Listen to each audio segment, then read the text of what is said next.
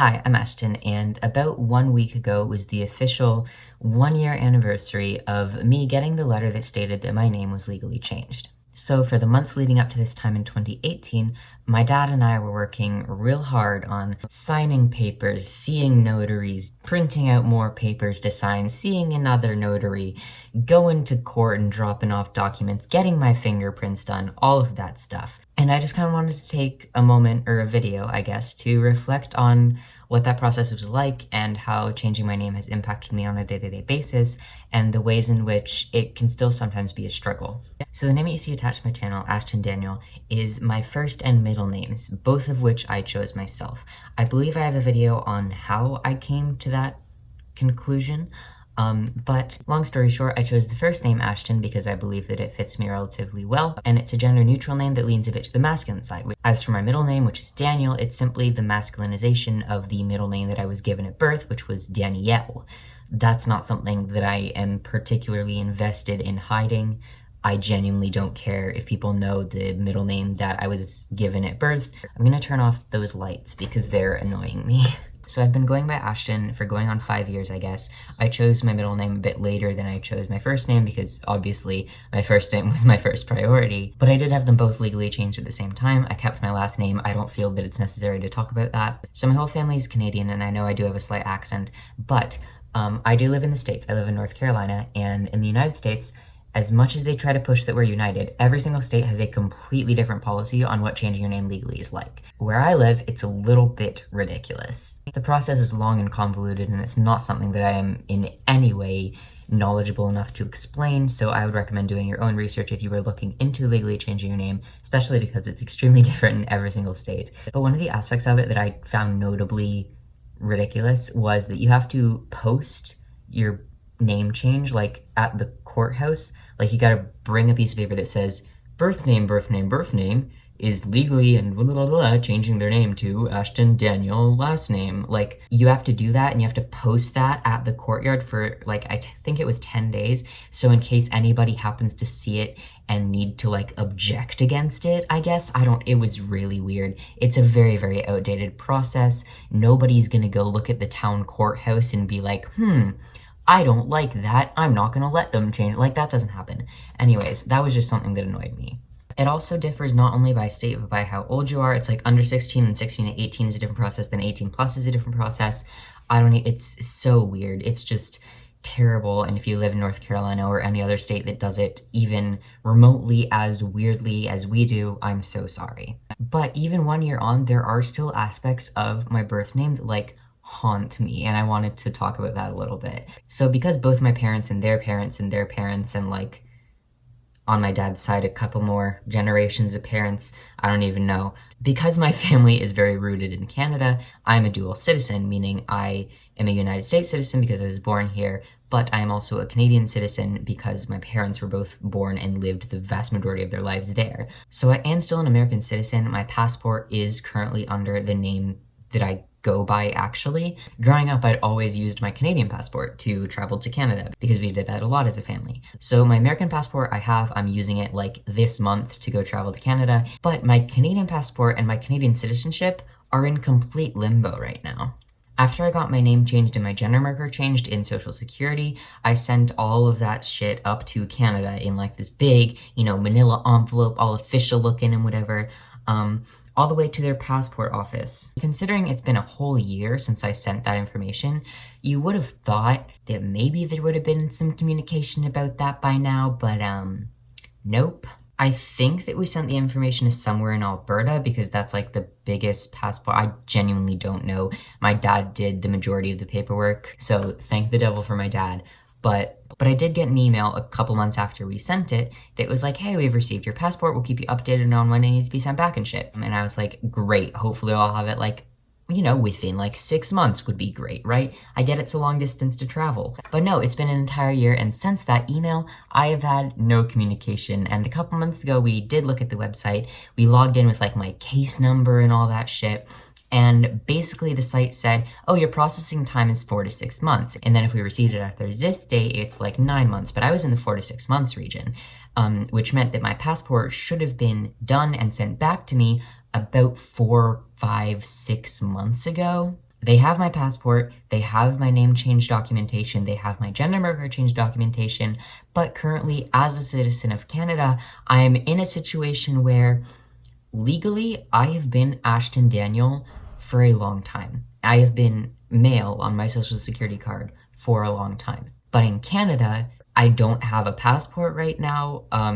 My birth name is a citizen, but I don't think I'm a citizen, which is a very weird space to be in. It sucks that that passport has been like delayed for so fucking long for seemingly no reason, and there's almost no way to contact them. Like it's ridiculous. And I know this is probably a very niche struggle, but it's just weird. Like the legal process between countries to change things is just so, like, it's not hard particularly to fill out paperwork, but to go to the notary multiple times, to go to the courthouse, to then have to go to USPS to be like, okay, how many papers can we fit in this envelope? Like, it's not hard work, it's just a lot of work. And I feel bad for my dad for having to put him through all of this, because I feel like my existence for this time is in a limbo when it comes to being in Canada. Another thing that I've actually surprisingly struggled with is school. I graduated almost a month ago now. I still had issues with my legal name and school. Let me tell you about that. So as I said, my legal name was officially changed, like with the entire US government, with Social Security, with healthcare, everything, like early mid last summer, right? So a solid 2 months before I went back to school. So we let the school know everything was changed in like all of the online programs we use, and then I got back to school. First day of school, walk into my homeroom, and my teacher's like, birth name? And I'm like, fuck. So even though my name was Ashton Daniel in all of the online programs, they'd still printed out my school ID card with my birth name because they used the records from previous years. It's like nobody's changed their name ever. And I know that's not true because like people change their name for multiple reasons, and maybe not usually in high school, but I know from my guidance counselor that I wasn't the first person to change my name. And I don't know why it just feels like such an oversight. Like, why would you print IDs based on last year's student population when you probably have new students? Like, wouldn't it be just so much easier to just not do that? I don't know. It just doesn't make sense to me. So, it's like the first week of my senior year of high school. I'm supposed to be like excited, getting used to classes, whatever. And I'm in the media center because I need to take a photo and confirm that my name is actually Ashton Daniel so that I can have an ID that actually tells people who I am. And my school IDs were like semi-important because only seniors could eat lunch outside and you had to have that for that. And then they also installed these like camera doorbells because of all the damn gun issues in the United States that nobody's doing anything about. You have to like hold up your ID. Anyways, we actually used the IDs. And it was fucking torture for me to go to school and expect to have my name changed and expect to be able to just not have to be trans for a while and then be immediately impacted with like, oh, no, we used the records from last year to make this year's IDs. So now you have to go change that and you're gonna need forms. And I know, like, to some people that might not sound like a lot, but for me, that took like so much social energy to like bring myself to go to the media center, say, hey, you fucked up my ID, and like actually get that changed. And I did it, and it was fine. But like that experience followed me the rest of the year. Like the first progress report I got, the first report card I got, even at graduation, I was like, what if they call the wrong name? What if they call the wrong name? What if they call the wrong name? And I was terrified because that is the last thing that I wanted to happen. I don't think it's like a trauma thing because I have experienced trauma and like I know how that feels for me, but it is a semi-similar experience of like this thing happening once makes me worry about it constantly.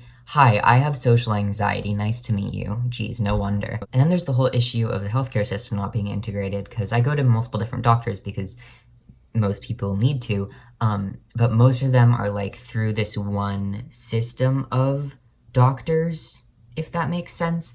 And my name and my records are like throughout that system. But the OBGYN that I've seen is in a different system because I had to find an OBGYN that was actually like knowledgeable about trans people, which is a difficult time. Going to a vagina doctor while presenting as a man can be a very alienating experience, especially when you're like getting ready for an ultrasound and they're like looking at you weird and they're like, you're listed as male in our system and you got a uterus. It's a struggle. Anyways, back to what I was saying. When I changed my name, we changed it with healthcare, and then we changed it with the doctor when we went in, because like to have it changed in that medical system, you had to first have it changed with whatever insurance you were using. Very convoluted process, as I was saying. So we went in, presented that my name was changed in insurance, and we got it changed in the system. And then the next time I went to the doctor, it wasn't changed, and we had to do the whole thing over again, and then it was fine. But like, I don't know why that happened. It was because the systems weren't like properly connected or something, and it was just a total mess. And we went there and we were like, hi, last name, Ashton. And they're like, oh, you mean birth name? And I was like, we've been through this already. It just sucks. I don't even know why specifically that I wanted to talk about this, but like, I guess I just wanted to put it out there that changing your name isn't an end-all be-all to like your legal battles as a trans person. I feel like a lot of people see it as an end point, but it isn't always. I know that my birth certificate will never say Ashton Daniel on it. It will never have the little M stamp under gender, because I was born in Texas. And when I got the court order to change my name gender marker, we did send it to Texas, but not expecting a response anytime soon, or ever. So there are still aspects of my life, specifically I guess my anxiety, that are impacted by the fact that my name was changed legally and it didn't go extremely smoothly. And I wish I had an experience that I could tell you guys like, oh, I got my name changed, it was changed everywhere, and nothing ever came up again, but it just didn't go that way. And I wish it did, but I feel that it's important for trans people to share their experiences, because we all do experience these different battles of being trans very differently. And I've already told my boyfriend this, but when Jack and I get married, if he wants to change his last name to fit mine, fine, cool. But I am not changing my name again. I've been through that, don't want to do it again. It was enough of a struggle the first fucking time. Not going through that again just for my last name. I don't love my last name, don't hate my last name. I'm neutral. I am not doing that process again just so that me and my lover can have matching last names. My parents have different last names because for like career reasons, and also because it's just slightly less common to do that in Canada. So I changed my name right before the time where I needed to start applying to college. But that name was changed before like my school records were changed, right? So when I applied to college, I was like, hi, I'm Ashton Daniel. This is my life. This is what I've done. These are my extracurriculars. These are my awards. But then we had to transfer like my academic stuff, and I was like, oh no. And it's not only school transcripts that have to be transferred. It was also my ACT score and my AP scores. And for most of the colleges that I applied to, I believe the ACT score was optional, but I had a really good ACT score, so I did want to send it. But my name, when I took that ACT, was my birth name. So I had to call, email, fax the ACT people to get them to change my name, and it was ridiculous. Like, the first 3 people that I had on the phone, I was like, hi, I recently changed my name, and I need it changed in the system so that I can send my scores to colleges. And they're just like, oh, we don't change names. And I was like, I have a court order. I will take you to court. Like, the people on that end of the line are just very, very often clueless about that, because, like, the vast majority of people don't change their names in high school, and I get that. But I did, and it shouldn't be a awfully convoluted process for trans kids to apply to damn college. Applying to college is already difficult enough. Changing your legal name in the middle of it all, trust me.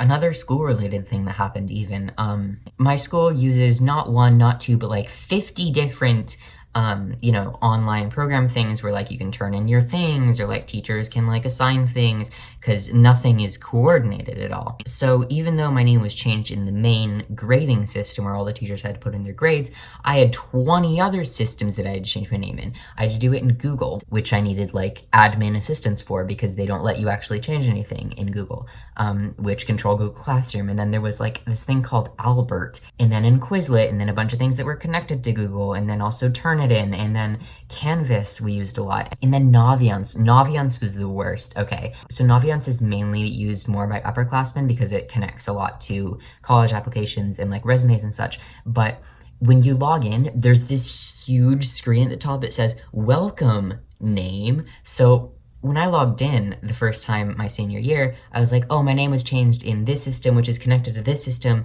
so Naviance should be changed. And I log in, and it's like, hi, birth name. And I was just like, it feels like I'm being haunted, you know? Like, my name's been changed for a year, right? But I still have those constant fears that it's gonna show up like it did in Obviance, like it did on my student ID. And I'm in like states of limbo in Canada where I'm not sure if I'm a citizen or not. Am I ever gonna get those documents back? Who knows? Birth certificate just isn't accurate anymore, and it maybe never will be. I just kind of wanted to express that changing your name legally and even changing your gender marker legally are a huge step that is a big relief, or at least was for me. And I'm really glad that I did it, and I am infinitely thankful to everybody that helped me along the way, especially my dad.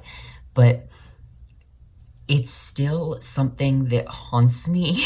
There are still aspects of my life that are so difficult to like properly have detached from that name. It's like you don't realize how many things are attached to your legal name, your legal gender, until you change it, and you have to go through every single one of those things that is attached, and you realize, like, even though this thing says it's attached to this thing, when you change it in this thing, it doesn't change in this thing, and then you have to call those people and email those people and fill out that contact form and send those people these documents and these people these other documents. This isn't to discourage anyone from changing their name. It's just to kind of share the struggles that I've had since changing my name, reflect a little bit on the past year since doing it.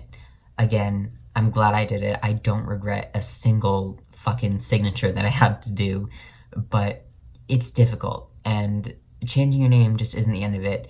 And if you are trans and you do want to change your name, just know that the fight doesn't end there, and I wish it did. And hey, maybe it will for you, but for me, I'm still fucking struggling, and I just want my damn Canadian passport.